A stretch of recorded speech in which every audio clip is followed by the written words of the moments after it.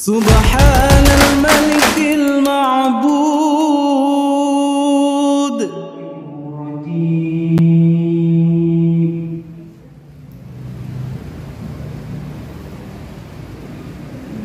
بسم الله الرحمن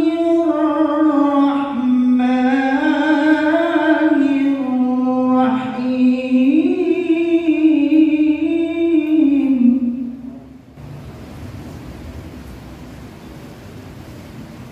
يا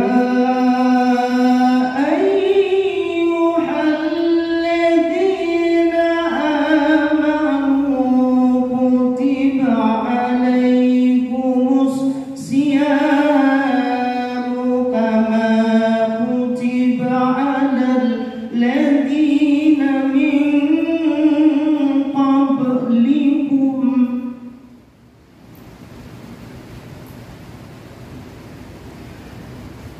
الذين من قبلكم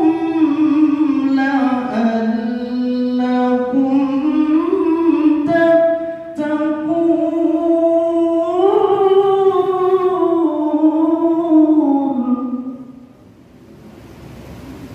Bapak Ibu sekalian yang berbahagia, selanjutnya marilah kita ikuti sambutan secara selanjutnya sambutan yang akan disampaikan oleh Bapak Kepala Madrasah Ibtidaiyah 2 Kota Palangkaraya, ada Bapak Abdullah Istagi.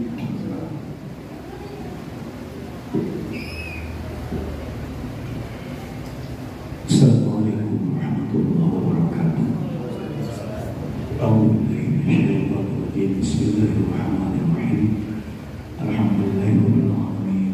Allahumma shalli wa sallim ala sayyidina Muhammadin wa ala ali sayyidina Muhammadin fil awwalin wal akhirin wa fil malaa'ikati ila yaumiddin amma ba'd. Bersyukur kepada Allah, bersalawat kepada Rasulullah atas segala limpahan rahmat, taufik, hidayah, inayah. Hari ini kita bisa berkumpul di tempat yang mulia ini bersama min 2 Kota Palangkaraya dalam rangka sedikit pembinaan dan sedikit tausiah, digabung di banyak jenis. Yang kami muliakan dan menghormati Bapak Kepala Kantor Kota Palangkaraya yang sudah tidak asing lagi bagi kita semua, yaitu Bapak Dr. Haji Nurul Widianto Istagi MAG. Beliau adalah sekaligus sebagai tuan guru di dalam pandangan mata uang. Beliau sekaligus tuan guru ya, kalau bahasa ilmunya kiai, insyaallah. Karena belakang beliau pendidikannya di pesantren sekaligus juga pendidikan yang formal. Hadirin rahimakumullah yang dirahmati Allah Subhanahu wa taala, juga kepada Bapak Kepala Palangkaraya. Kegiatan buka puasa rutin setiap tahun Bakti di 2 Kota Palangkaraya ini sekaligus juga khataman Al-Quran, dan setiap malam juga diadakan tarawih berjamaah. Alhamdulillah wa syukurillah, dan tahun ini tarawih berjalan dengan lancar, tidak ada laporan-laporan kepada Kepala Kantor Kota Palangkaraya.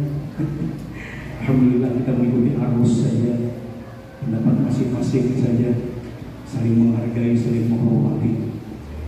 Kami tidak berpanjang lebar.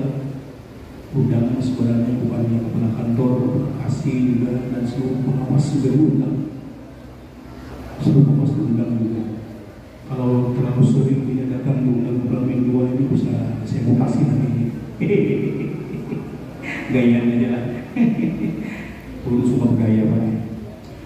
Alhamdulillah berkat doa Bapak Ibu semuanya, kita kemarin masih belum begitu fit kondisi Pak, terutama batuk masih sisa-sisa angin di Makkah dan Paramah itu sangat dingin sekali, dan juga tidak bisa berhenti di situ, harus putar terus. Kalau 2 jam kita terlambat masuk terus ya bakalan dikunci sudah pintu Makkah itu. Ini kaki dingin-dinginan sampai mengeluarkan darah. Tapi yang jelas di sana mungkin karena kebanyakan dosa, jadi disingkirkan oleh Allah Subhanahu wa taala. Itu saja.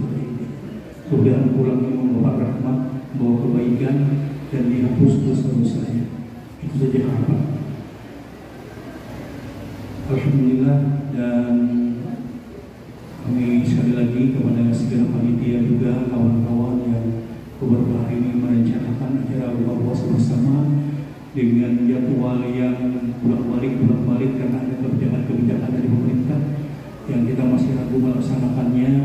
Alhasil kesimpulannya di musala minggu 28 Rejul akhirnya kita melaksanakan kegiatan buka puasa bersama ini sekaligus pembinaan.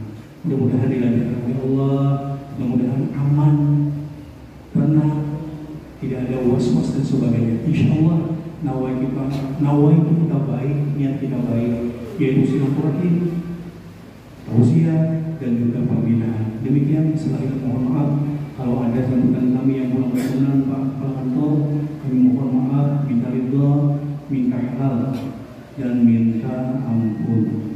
Billahi taufiq wal hidayah. Wassalamualaikum warahmatullahi wabarakatuh.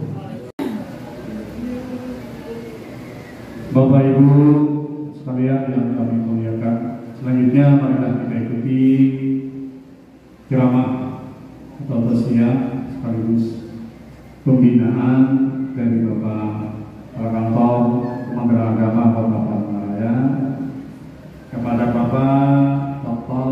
Haji Nur Widiantoro MPD. Kami persilakan.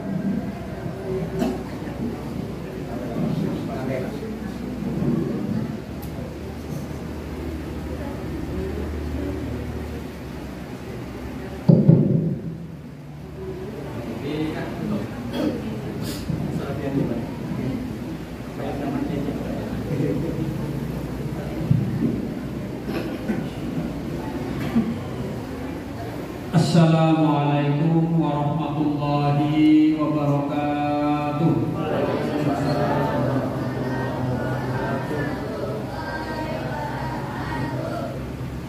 Sekali lagi sudah kompak. Yang di luar ya, silakan masuk dan mengikuti acara ini. Assalamualaikum warahmatullahi wabarakatuh.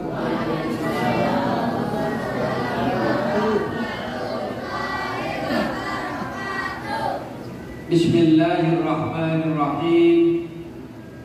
Alhamdulillahilladzi hadana li hada wa ma kunna linahtadiya laula an hadana Allah. Asyhadu an la ilaha illallah wahdahu la syarika lah. Wa asyhadu anna Muhammadan abduhu wa rasuluh. Allahumma shalli wa sallim ala sayyidina Muhammadir Rasulillah wa ala alihi wa sahbihi wa ma walah. Wala hawla wala quwwata illa billah. Qala Allah Ta'ala fil Qur'anil Karim, a'udzu billahi minasy syaithanir rajim. Bismillahirrahmanirrahim. Ya ayyuhalladzina amanu kutiba 'alaikumus syiyamu kama kutiba 'alal ladzina min qablikum la'allakum tattaqun. Wa qala Rasulullah sallallahu alaihi wasallam, man shoma Ramadan imanan wa ihtisaban ghufira lahu ma taqaddama min dhanbihi.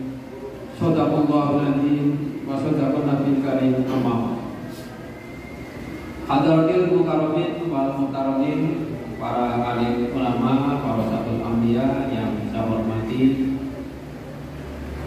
Yang saya hormati Bapak pengawas pembina baik tingkat dasar maupun tingkat menengah. Sini hadir Bapak Dr. Andes Bisbah dan Pak Rafiki. Yang saya hormati para madrasah Tijaniyah Negeri 2 Kota Palangkaraya serta jajarannya, para tenaga pendidik dan kependidikan,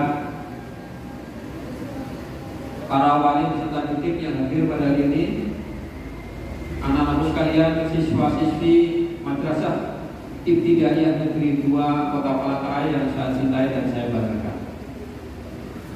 Pertama dan utama, kita panjatkan puji dan puja serta syukur kepada Allah Subhanahu wa Ta'ala. Pada sore hari ini kita dapat berhadir dalam rangka Khatmil Quran dan pembinaan. Hari ini masuk, insya Allah malam nanti kita akan masuk ke 16 ya. 16 di bulan Ramadan diawali dengan tarawih dan qunut. Mudah-mudahan kita semua nanti bisa mengikuti atau bisa mengamalkan amaliyah Ramadan ini dari awal sampai akhir, sehingga kita akan menuju menjadi orang yang fitri, masuk 1 Syawal pada Idul Fitri. Kita akan menjadi orang yang suci fitrah kembali. Allahumma amin. Salawat serta salam kita haturkan dari baginda kita Nabi besar Muhammad Sallallahu Alaihi Wasallam, Nabi yang telah mengantarkan kita dari alam jahiliyah menuju kepada alam yang terang benderang, dan mudah-mudahan kita semua yang hadir di sini tergolong umat yang mendapat syafaatnya besok di hari kiamat. Bapak Ibu hadirin hadirat yang dimuliakan Allah, saya ingin menyampaikan terkait dengan tema. Saya anggap tema ini cukup menarik karena fenomena yang ada di masyarakat, kita sudah mulai pudar dengan keluarga. Jadi kalau zaman dulu kita masih bisa melihat dari jatuh lalu turun ke kakek, kemudian orang tua, dan selanjutnya sampai cicit, itu masih akrab karena saling kunjungi. Kalau hari raya antar nasi, antar wade, ya silakan Pak Mau. Kalau maulid, ya, wah ini acara maulid, kita antarin keponakan, diantarin. Wah ini acara Isra Mi'raj, lalu mulai wade, ada lebihan, kita antarin. Nah itu menyambung silaturahmi. Tetapi di era modern ini, karena sudah ada Android, karena sudah ada HP, komunikasi sudah lancar dengan audio visual tanpa harus berhadapan-hadapan, sehingga nilai-nilai kekeluargaan mulai terkikis. Kita kenal lewat HP, tetapi mungkin bertemu sangat jarang sekali, sehingga yang terjadi rasa kekeluargaan, rasa gotong royong, rasa sama-sama masih satu kerabat, itu sudah mulai pudar. Mari kita cek itu keadaannya sama nggak, itu terutama di kampung saya. Saya ingat sekali ketika saya kecil, maka orang tua saya itu kalau hari raya itu akan mengajak keluarga yang dari yang dekat sampai yang jauh. Yang dekat dalam arti mungkin itu paman saya, itu julak saya, itu kakek, itu nenek, sampai ke adiknya nenek, keponakannya nenek, dan seterusnya. Ayo kita ke sana. Hari pertama ini tetangga dulu, kemudian lalu ke yang keluarga dekat, habis itu keluarga yang agak dekat, dan seterusnya, sehingga tersambung silaturahmi. Jadi kita tahu, oh kita masih keluarganya seperti ini, oh kita masih ada jalur kerabat. Nah di era modern seperti ini sudah mulai hilang, ya. Apalagi yang sudah merantau jauh, ada yang di sini misalnya sudah ke Banjar, ada yang di Kalimantan Barat, ada yang di Balikpapan, bukan? Kalau saja Pak, sekarang sudah ada HP. Nah itu andalannya seperti itu. Padahal silaturahmi, bertemu, bertatap muka, bersalaman, ya, antar kerabat itu berbeda ketika hanya bersilaturahmi dengan menggunakan media audiovisual, Android maupun HP. Nah, oleh karena itu di sini saya ingin sedikit mengingatkan bagaimana kewajiban terhadap keluarga. Allah menciptakan dunia seisinya itu sangat indah. Ada siang, ada malam. Ada timur, ada barat, ada utara, ada selatan, ada laki-laki, ada perempuan, berpasang-pasangan, sehingga diperintahkanlah untuk ta'aruf tadi, kemudian dianjurkan untuk menikah sehingga membentuk sebuah keluarga. Karena dari keluarga terkecil inilah nanti akan menjadi RT, menjadi RW, lalu menjadi satu kelurahan, kecamatan, kabupaten, provinsi, dan menjadi bangsa yang bersatu. Bagaimana Islam memandang terhadap kewajiban seorang kepala rumah tangga terhadap keluarganya? Kalau kita lihat di dalam surat An-Nisa, maka yang menjadi tanggung jawab, yang menjadi pemimpin keluarga adalah seorang laki-laki. Ar-rijalu qawwamuna 'alan nisa, bahwa laki-laki adalah pemimpin dari perempuan. Karena apa? Ini sudah dinas Al-Quran, nggak boleh ada yang protes. Dan kalau kita amati, memang laki-laki itu dari segi fisik diberi kelebihan, mentalnya juga diberi kelebihan, lebih kuat daripada perempuan. Sehingga di dalam pembagian waris, maka laki-laki lebih banyak bagiannya daripada perempuan. Karena apa? Laki-laki ini nanti akan menjadi kepala keluarga yang berkewajiban mencari nafkah. Sehingga jangan protes kalau ada pembagian waris secara Islam, bagian laki-laki 2 kali lipat dari bagian perempuan. Memang itu aturannya. Kalau penyelesaian warisnya ke pengadilan umum, ya yang terjadi sama, tetapi itu menyalahi Al-Quran. Di dalam Al-Quran itu sudah jelas, ya. Wali dakari mislukutin saya, bagian laki-laki 2 kali dari bagian perempuan. Ternyata Islam sangat indah sekali, sudah diatur. Kenapa bagian laki-laki lebih banyak? Karena laki-laki tadi akan menjadi pemimpin keluarga. Laki-laki itu akan menjadi bapak yang berkewajiban mencari nafkah,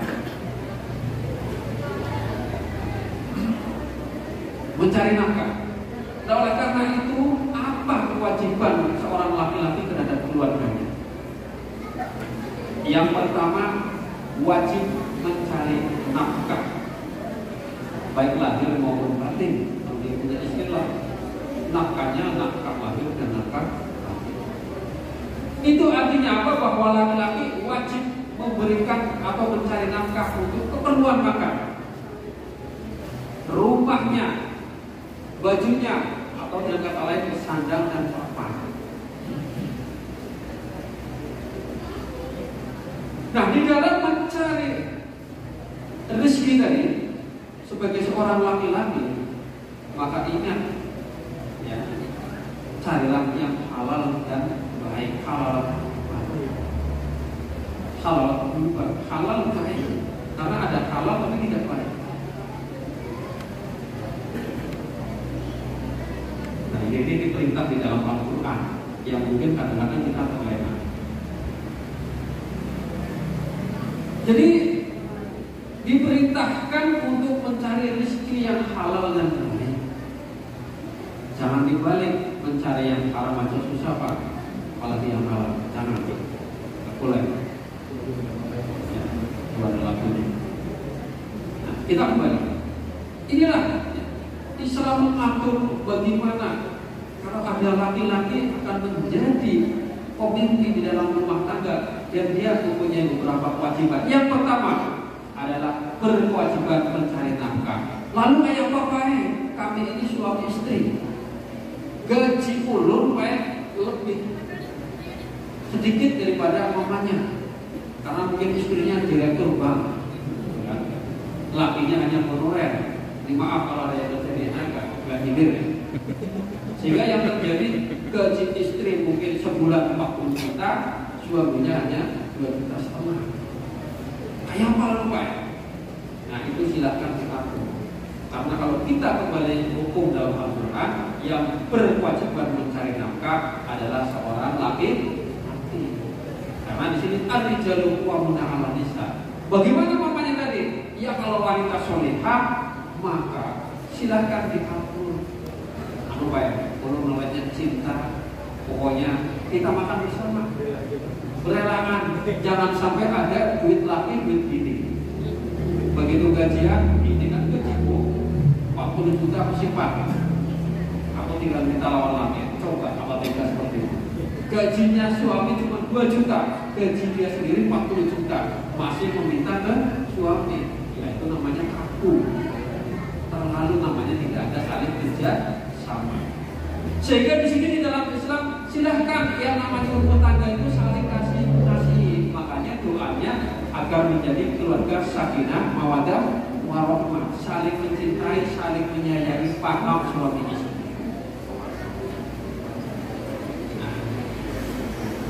Jadi jangan mentang-mentang gajinya besar lalu suaminya diperlakukan tidak semena-mena. Ini misalnya. Nah oleh karena itu saya pesan kepada bapak-bapak ini yang belum pada nikah, makanya cari kerjaan biar tidak diremehkan oleh istri. Karena kadang-kadang ada yang ketika suami istri yang dipandang itu harta, apa itu hasilnya ada jelas. Lalu si istri tadi mengaku misalnya. Kalau si istri itu yang berperang, suaminya itu dinomorduakan. Tidak bisa. Di sini ar-rijalu qawwamuna 'alan nisa jelas. Dia harus jadi imam. Imam dalam segala hal, tidak hanya imam dalam sholat, tetapi pengambilan keputusan dalam bertanggung jawab mau kemana rumah tangga ini, itu ada di tangan laki-laki. Jadi yang pertama adalah mencari nafkah. Nah, di dalam mencari nafkah, maka carilah nafkah yang halal.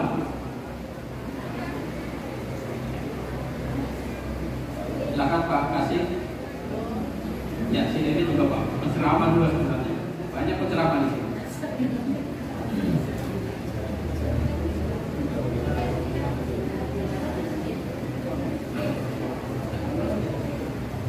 Ya. Yang pertama mencari nafkah dan carilah rezeki yang halal. Apa itu halal? Halal yang berasal dari bahasa Arab halal artinya tidak terikat, lalu menjadi halalan artinya boleh, artinya tidak terikat oleh larangan-larangan. Lawannya halal adalah haram. Halal atau haram pada dasarnya terbagi menjadi dua. Yang pertama, karena memang sudah jelas di dalam Al-Quran bahwa ini adalah haram atau tidak boleh dimakan. Contohnya apa? Yang pertama, hurrimat alaikumul maitatu, maitat, ya, bangkai, waddam, kemudian darah, walahmul khinzir, dan daging keluar, dan seterusnya, termasuk binatang yang disembelih selain menyebut nama Allah, binatang yang untuk menjadi persembahan. Itu sudah jelas di dalam Al-Quran. Lalu halal yang kedua di dalam cara memperoleh. Cara memperolehnya jelas, tidak dilarang oleh Al-Quran. Beras itu asalnya halal, tapi karena main culas, mencuri dan sebagainya, hukumnya menjadi haram. Dan ingat, ketika kita mengkonsumsi barang yang sudah jelas-jelas haram, maka bukan main. Ancamannya Rasulullah bersabda, la yadkhulul jannah lahman taroda min suqin.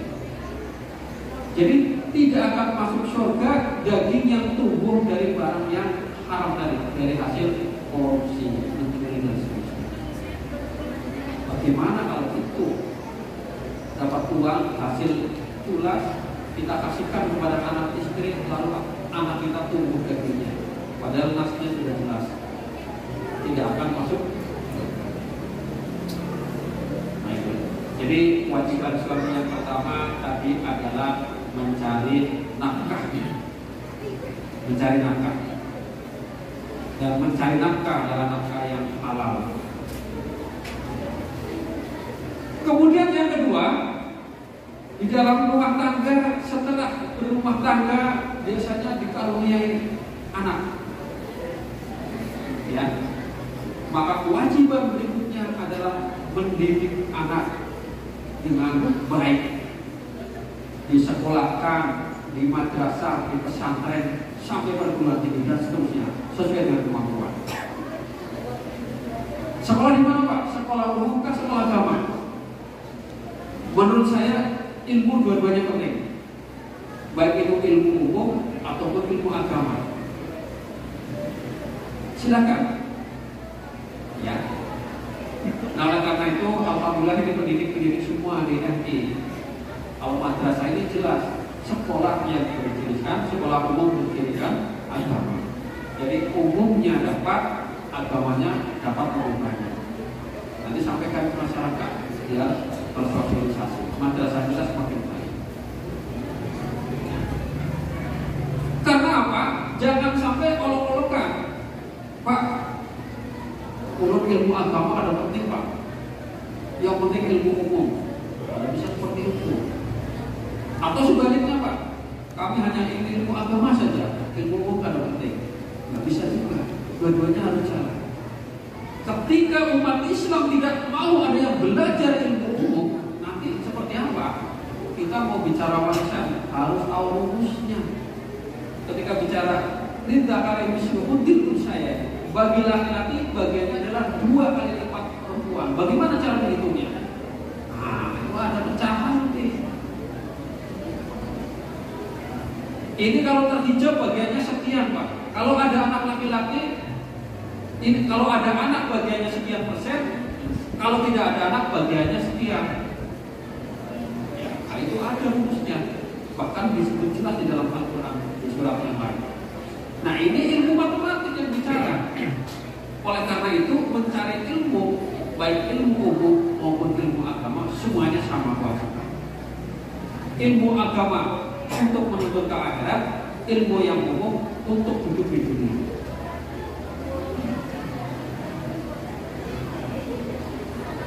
Kalau umat Islam tidak pernah mempelajari kimia, biologi, fisika, ya, matematika, akhirnya dipelajari oleh orang Barat, kita akan tertinggal. Orang sudah sampai ke bulan sana naik Apollo, naik Challenger, ya. Kita masih ribut hal-hal yang sepele,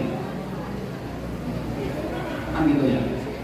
Nah, oleh karena itu di dalam suatu hadis Rasulullah menganjurkan, ya, man arodat dunya fa'alaihi ini. Siapa yang ingin menginginkan dunia, ingin di dunia ini sukses, fa'alaihi ini, maka harus dengan ilmu. Ya, ilmunya ilmu apa? Ilmu dunia. Belajar kimia, fisika, biologi agar masuk kedokteran, dia akan tahu ilmu kedokteran. Belajar fisika, belajar kimia agar nanti bisa membuat campuran, misalnya ini campuran untuk membuat adonan kue seperti apa. Nah, itu kan ada rumus-rumus tertentu, harus dipelajari. Nah, ini ilmu dia, ilmu dunia. Ilmu dunia juga harus kita cari. Lalu waman aradal akhirah fa'alaihi, dan siapa yang ingin ilmu akhirat juga harus dengan ilmu. Sekolah di madrasah, silakan Pak Ustaz, ya. Sekolah di madrasah, di pesantren, ya, itu dalam rangka mencari ilmu. Masuk surga juga harus ada ilmunya, ya. Kalau kita tidak tahu ilmunya, bagaimana nanti? Sholat itu jangan nggak bisa dibalik-balik, sholat subuh 5 rakaat, sholat maghrib 4 rakaat dan sebagainya, karena tidak tahu hitungan. Atau di dalam bersuci kita tidak paham, ini yang membatalkan, ini rukunnya wudu, ini sunatnya dan sebagainya. Ini ada ilmunya, pelajari ilmu fikih. Untuk menentukan bagaimana satu Syawal, pelajari ilmu falak, ilmu mantik dan seterusnya. Ada ilmunya, ada hitungannya. Makanya nanti kalau satu Syawal, ya, itu ada metode penghitungan. Yang satu adalah ruqyah, yang satunya adalah hisab. Mana yang benar Pak? Dua-duanya benar. Kalau ada selisih kayak Pak, nggak masalah. Gak usah nanti gontok-gontokan, sesuai keyakinan saja. Tapi yang baik adalah kompak. Kita pertemukan antara yang dia dengan hitungan, dengan ilmu falak tadi, nanti dengan tergelincirnya matahari, ya, maka diperkirakan 1 Syawal jatuh pada tanggal sekian bulan Masehi. Nah, begitu juga yang ruqyah. Ya, karena sudah dihitung ya. Ada rumusnya, yang tahu biasanya orang-orang di syariah itu tahu ya, kayak beliau tahu ilmunya kepala. Lalu ruqyah itu pembuktian, melihat. Sekarang alatnya sudah canggih dengan teropong. Ketika tanggal 1 Syawal ini, besok ini tanggal 29 misalnya, maka akan kita lihat sudah berapa tingginya hilal, akan ketahuan. Disitulah ilmu dipadukan. Nah, nanti akan ketemu baik itu yang metode hisab maupun dengan ruqyah. Dan mudah-mudahan kita 1 Syawal ini kompak. Jadi jangan masing-masing kayak dulu. Ada yang hari rayanya hari ini, ada yang besok. Lalu kada kompak. Walaupun keyakinannya masing-masing boleh. Kita kembali. Faman abdahuma, barang siapa yang ingin dua-duanya. Saya ingin ilmu dunia Pak, juga ilmu akhirat. Artinya apa? Saya di dunia ini mau sukses.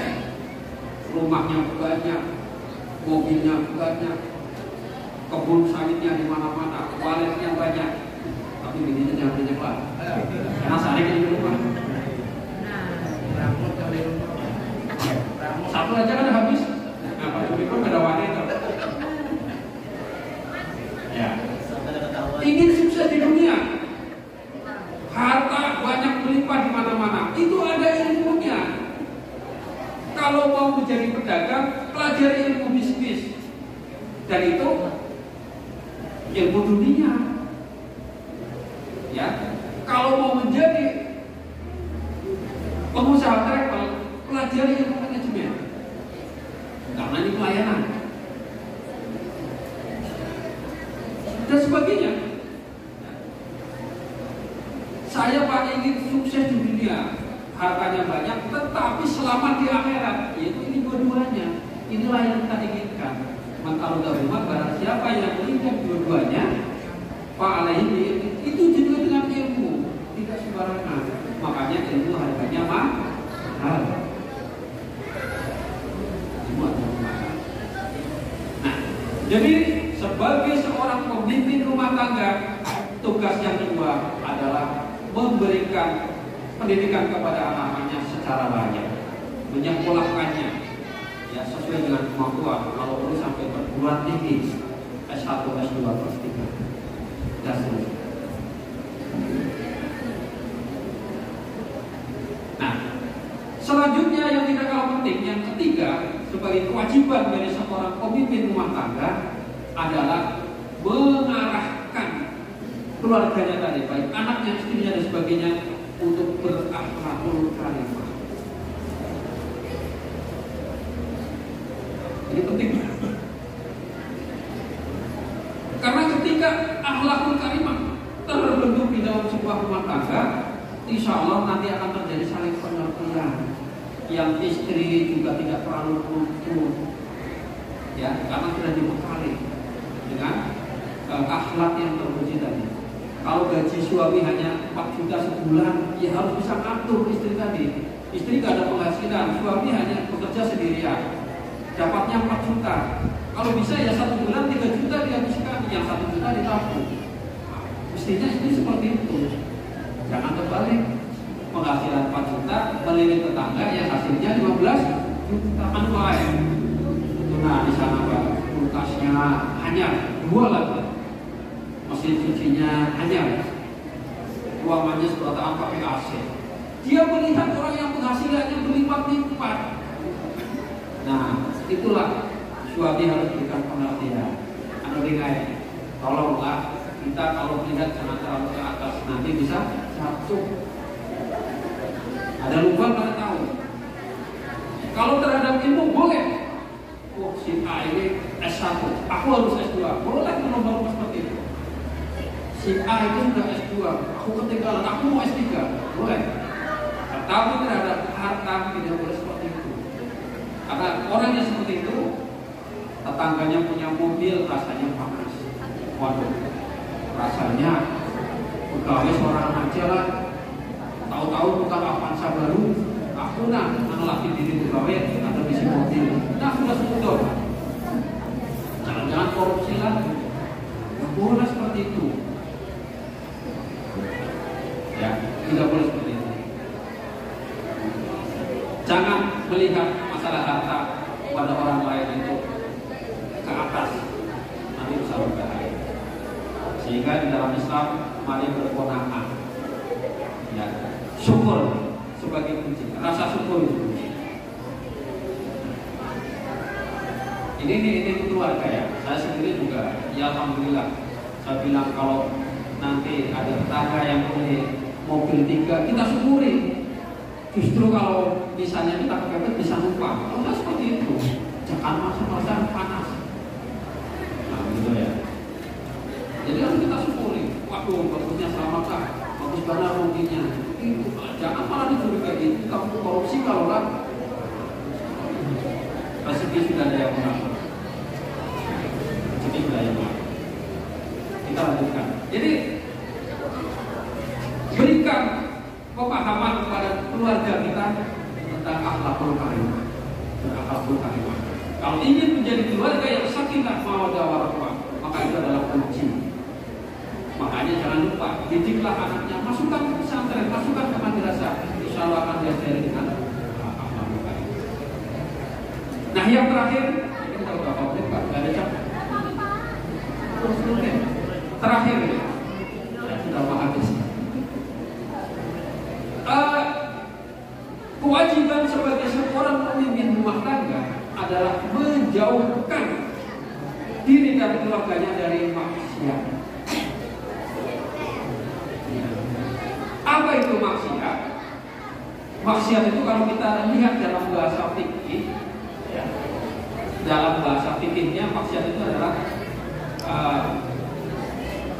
sesuatu yang dilakukan oleh orang yang akil balik terhadap hal-hal yang dilarang oleh Allah. Jadi dilarang malah dikerjakan. Balik ya.